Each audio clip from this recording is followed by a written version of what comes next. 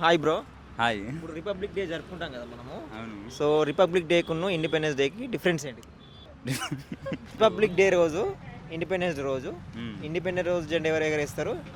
గణతంత్ర దినోత్సవం రోజు ఎవరు ఎగరేస్తారు జెండా?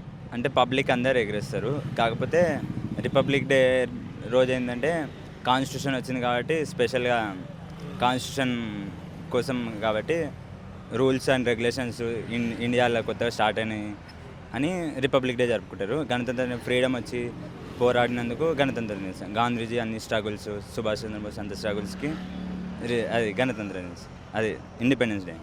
ఓకే, జెండాని ఎవరు ఎగరేస్తారు? అది ఇండిపెండెన్స్ రోజును గణతంత్ర దినోత్సవం అంటే we are the peoples of India అందరు ఎగరేయచ్చు. అందరు ఎగరేయచ్చు. కాకపోతే అందరు ఫెస్టివల్ లాగా ఇండియా మొత్తం జరుపుకోవచ్చు. స్పెషల్ పర్సన్స్ కానీ వాళ్ళు ముఖ్యంగా ఎగరేస్తారు.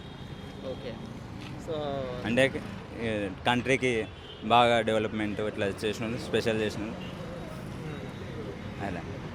సో ఇంకా నీకు తెలిసిన కొన్ని ఏదైతే ఉంటుందో ఈ స్వాతంత్ర దినోత్సవం కావచ్చు, గణతంత్ర దినోత్సవం కాదు, ఏమైనా చెప్పాలనుకుంటే నువ్వు ఏం చెప్తావు?